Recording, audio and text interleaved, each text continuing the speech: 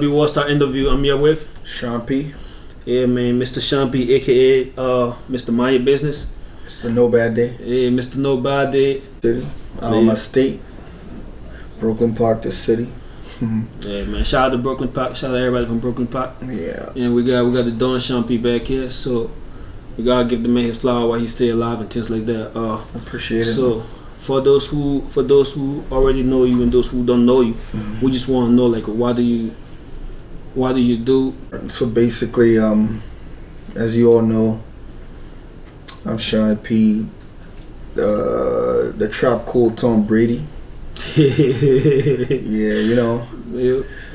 I came in the game like, everything happened so fast in 1 year. Yeah. 2017, I dropped.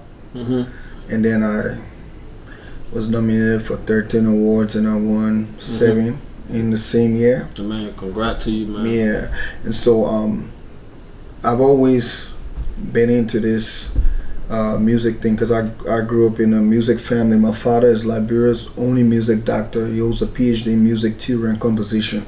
Yeah. So I've been loving music ever since I was a kid. Yeah. But I actually decided to go full blast in 2017. Yeah.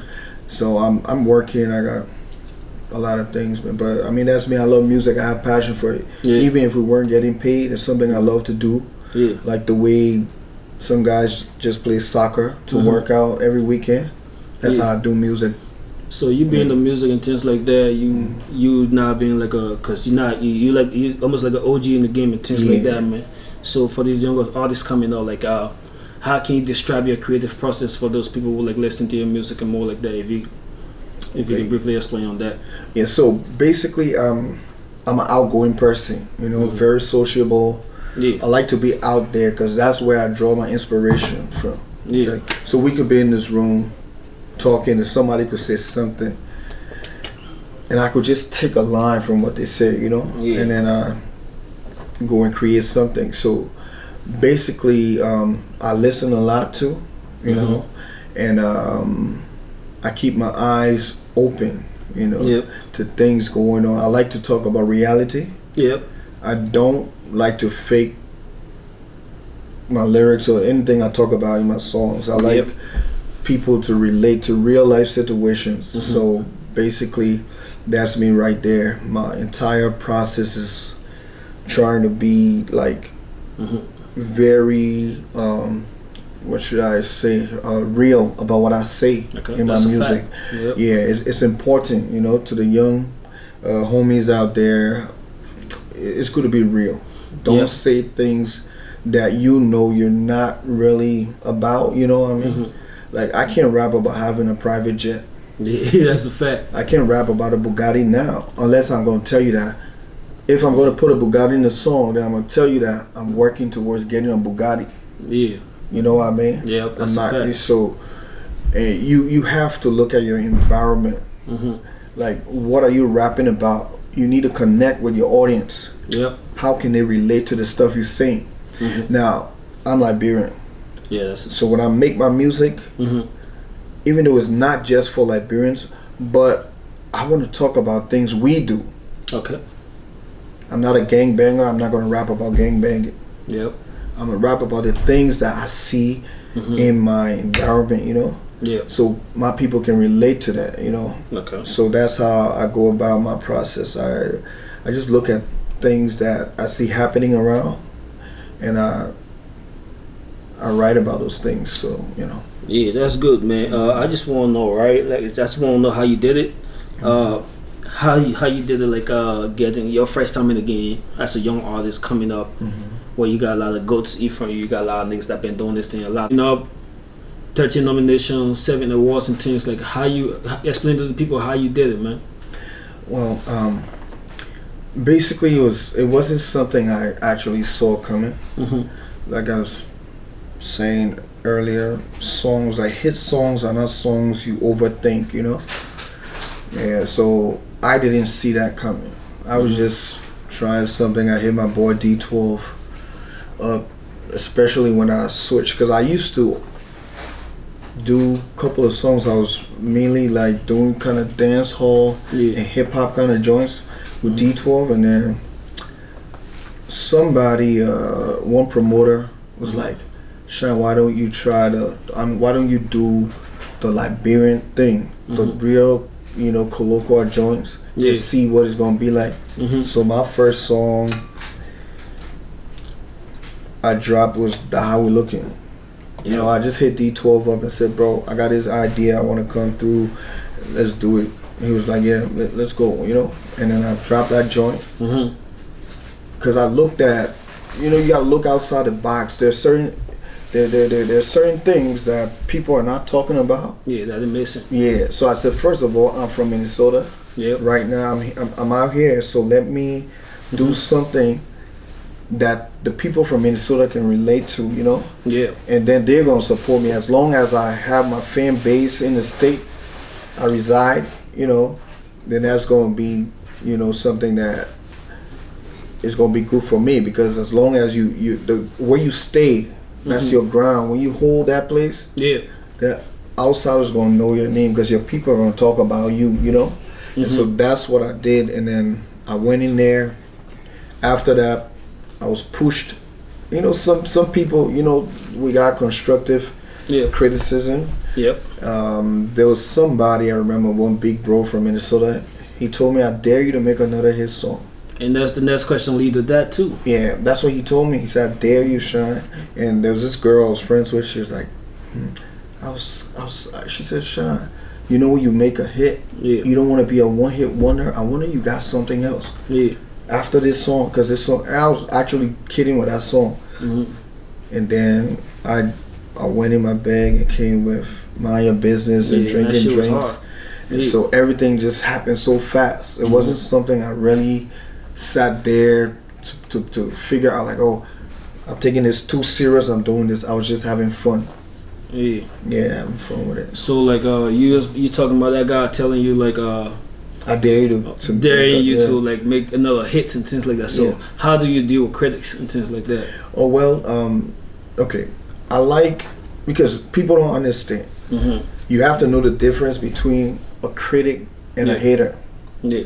There are people who just hate naturally. That's a fact. Yep. When you are a critic, you need to provide suggestions. Okay. If you tell me I can't do this, or what I'm doing is bad, then say what I can do to make it better. Okay. But there are people who know that you're good and everyone's vibing with you, and they just try to say things to kill your spirit. You don't have to accept that. Yeah. I watched this interview with Jay-Z, and Jay-Z said he really doesn't need, he's a very self-aware person. He knows what he's capable of doing. Yeah. So he doesn't really need validation. Because sometimes in this world, I tell you what, you need to speak things into existence. The universe listens to you. So if you allow someone to tell you certain things and bring you down, and it kills your spirit, you know what I mean? And so at the end of the day, you have to keep telling yourself, I know who I am, I know who I am, and I'm going to keep doing what I'm doing. At the end of the day, the results will speak for me. And that's what I do. So if critics come, I do take criticism, but like I say, if you provide suggestions, I take you serious. But if you're a hater, I don't take you serious though. That's a fact. That's 100% true right there.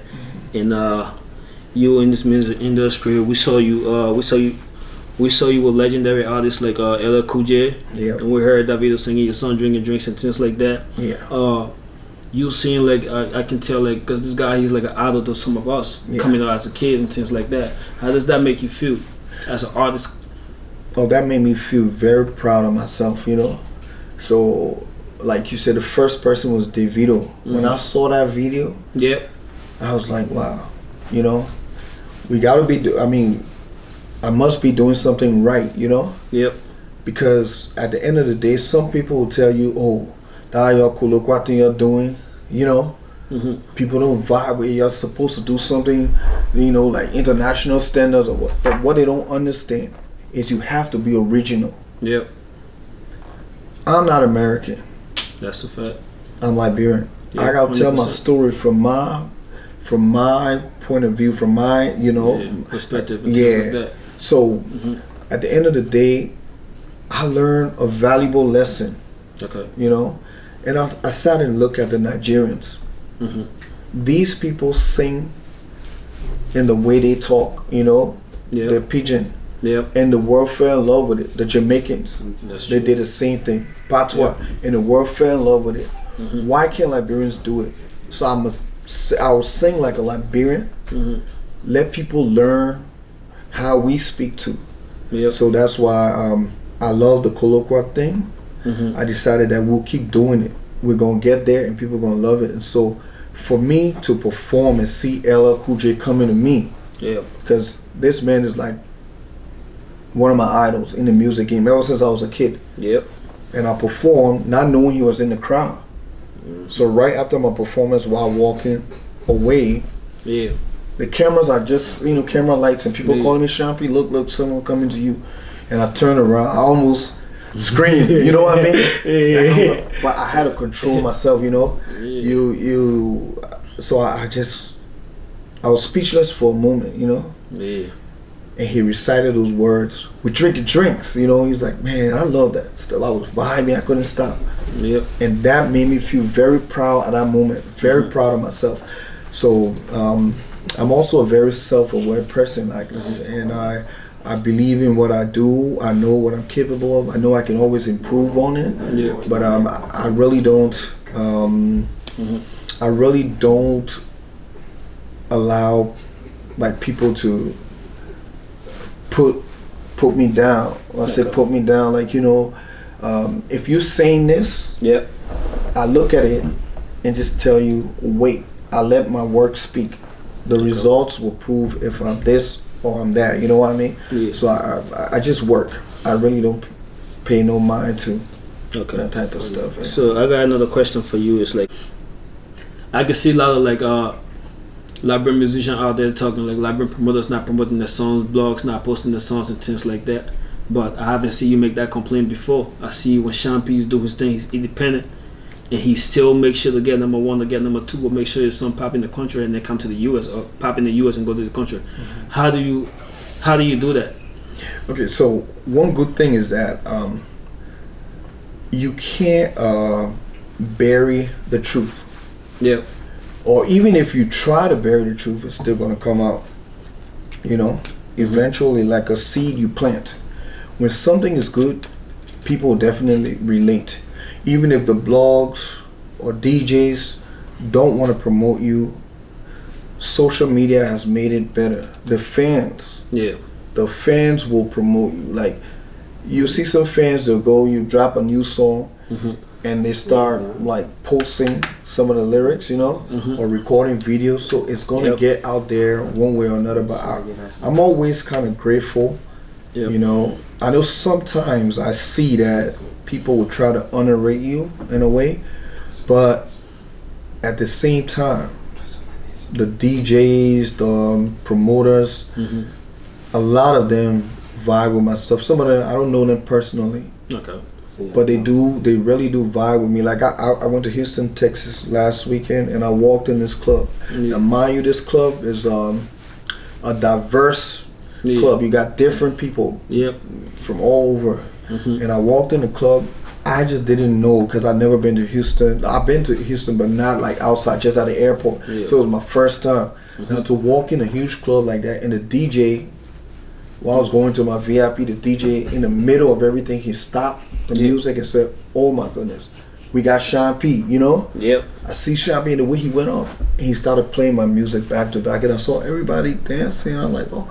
And then somebody pinched me and said, "But these guys always play your music here. People know your music." And I didn't know that, but I mean, that was a good feeling too, you know. It was a very good feeling. So some of the DJs don't know me, promoters might not know me. They know the songs, you know, but we don't have a personal relationship. Now, I haven't been like, "Oh man, can you play my music or do this?" But it just happens. So I think that's a blessing, and so I try to be grateful. That's why I don't really complain. I just keep it that way. So another question is that you're one of the guys that got this buzz going right now, the Liberian music buzz. It's on the really fire journey right now and things like that. Why would you get an up-and-coming artist that trying to get into the music thing in the Liberian industry? What kind of advice would you give those kids? Okay, so yeah, like I was saying earlier, stay true to who you are, you know, and you have to make sure that whatever topic, what your subject matter, Yeah. it has to be something that your audience can relate to, because you gotta know who you're speaking to. Okay. All right. So if you're Liberian and you want people to vibe with you, you gotta think. Yeah. Liberians, we party a lot. We have weddings. Yeah. We have cookouts, baby showers, Yep. and you know, the club events and stuff. Yeah. If you want to get big, you have to think, okay, this song is going to be a song for a wedding environment, you know what I mean? Okay. Or this song is going to be something that people can use, not just for a wedding, but they can play this song at a cookout, play this song anywhere, you know? Something is going to be a party song. Yeah. So you gotta think, okay, Liberians, how we party. Let's talk about the stuff that happens, you know. Let's have fun with it. You gotta think about all those things. Yeah. Who am I speaking to? Like now, there will be a particular crowd I might not vibe if you're talking about something different. You in the club and you're rapping in the club, and then you're talking about some sad story, how people dying. You know, the club environment is not for that type of stuff. Yeah. So I can't go to the club to perform. Yeah, I'm talking about people suffering in Liberia, people dying. That's not where to perform a song like that. Yep. So you have to understand your audience. Okay. Yeah. If you're going to perform at a wedding, people want to party. Yeah. If you're going to perform at a baby shower, or you're going to this cookout and the DJ's going to play music, you want to have something that the people can relate to. It's something that will uplift them. You don't want to go talk about sad stuff. Yeah. At the same time, you're not going out there to someone's wedding to talk about how you can sell drugs or how you got guns, how somebody play with you, you will smack them and all that. No, that kind of thing. You can't go talk about stuff like that. That's true. So you know, artists just need to take those things into consideration and be very calculative. You know, yeah, be smart about it. Okay. Yeah, man. Like we saw you in Philly with D12. One of the guys that had produced one of your hit single, and then we saw you with almost all my hit singles. We saw you with the legend Friday the Cell Phone Man. Man, how did that come about? So okay, first of all, D12 is like a brother. You know, a lot of people don't know. We started this thing when D12 came to America. We linked up, you know. Yeah. And we were always together, recording and talking about, like, it was like we kind of planned this whole thing out. Like, we knew that we're gonna do this, so we encourage each other. D12 is more than just a producer to me, because most of my songs I'm making, he will always have an input. Yeah, he'll be like, oh, okay, Shine. Sometimes I used to be, because people don't understand. I remember I went to Cali and one girl was like, oh, I really didn't know you were eloquent. You know, I thought you were just, you know. And I said, no, we talk our colloquia. Yeah. If I'm speaking colloquia, I don't have to be standard like pronouncing. Most of the times, if I want to pronounce certain things in the song, D12 will say, leave it that way, like colloquia. I mean, don't worry about people thinking that you're not speaking. You're speaking the English the right way. Don't. I remember there was one part. I want to remember the song.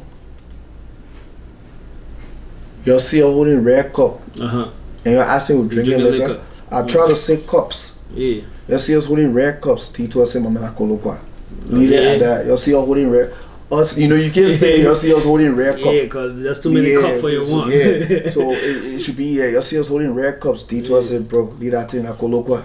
You ain't got to come be perfect with English at colloquia." The same with African Americans. Yeah. In their rap songs, they're not speaking good English. They're speaking broken English. Yeah, what you got finna do this? I mean, you know, all that stuff. Broken English, you know what I mean? Yeah. But as long as the people get a message across, that's it. So in colloquia, you don't have to be perfect. You're not speaking proper English, you know, as I would say. So, I mean, at the end of the day, he always advised me. Yep. And, you know, even if I'm singing this way and I need my pitch to go a certain, he would be like, Sean, go back, do it like this, you know? Yeah. This pitch, I want you to go like this. you know. So we really worked together. It was more like a family. So we have a very good chemistry in the studio. He understands the moment I tell him I want this, he already knows my sound. He knows what to you know, put in there for me. So he was very instrumental too in most of my stuff I did. All those hits, it was 12, man.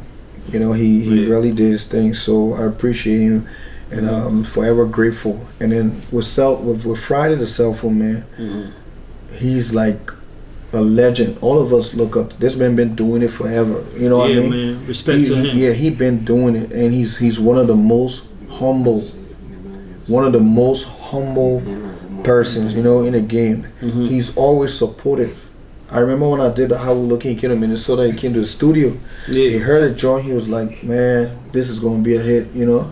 He has always been that way. So he's this big brother that will always, you know, look out for. He wants to see everybody doing good, you know.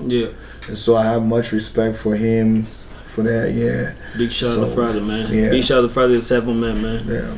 And I just got another question for you again, like so we saw you just dropped like a new single called Spin It.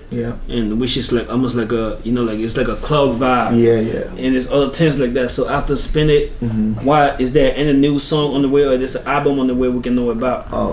I really thought about doing an album, but then I feel Liberian people, we're not used to getting a full body of work. Like I did an album called Still Champagne. I got nice joints, but because the songs were too many, maybe people didn't digest everything. But everybody's singing those 7 songs now. Surprisingly, in the club, I had Drinking Dreams remix. They played last night in the club here, and you know, people are vibing. So a lot of people didn't get to listen to the full body of work. So I learned that it's good to maybe drop singles every now and then, and then at the end of it, you go right ahead and put you know, then you can do an album. So I want to put out singles first. And then so now what I'm doing, I got some Afro joints too. So I'm mixing it, like for everywhere we go to, I want to have songs that I can use, like based on the crowd. I can know, like if we got a mixed crowd, I don't want everything to sound one way. I try to show people that I can rap on different kind of beats, you know what I mean? Diversity is important. So I try to let people know I'm not just in one corner. I can move on any kind of beat, you know. So that's why I'm playing around with different sounds. Alright, man. We appreciate the time, everything like that. You can go ahead and tell people where all they can find you at, and on our social platform, and wherever they can find your music and things like that. You can go ahead and let the audience know. Alright, so I'm on YouTube at Shine P Official. You can go and subscribe. The name is Shine, SHINE P Official. So you can find me, subscribe to my YouTube channel, and you can find me on Instagram as Shine_P1. And then you can find me on Facebook. My personal page on Facebook, Sean Yolo Mali. And then I have my fan page, Shine P. Is there Shine P1? And then you can find me on Snapchat too. I'm there. You see Sean Yolo Mali 1. And if you add me, you see Shine P. And I'm on I just got on TikTok though. TikTok jumping though. I ain't gonna lie. I've never been, honestly, just a couple of days or let's say a week or two ago, I got on TikTok. So I'm the real Shine P. On TikTok. I'm still trying to figure that joint out. But I like it. It's fun though. For me, Instagram's the easiest for me too. LibWorldstar, you can find us at LibWorldstar.com, or you can go to Instagram.com/LibWorldstar, YouTube.com/LibWorldstar, Facebook.com/LibWorldstar. You can go and find us like on Apple Music. You can find us everywhere. LibWorldstar.com, just put that in and you're gonna find us easy.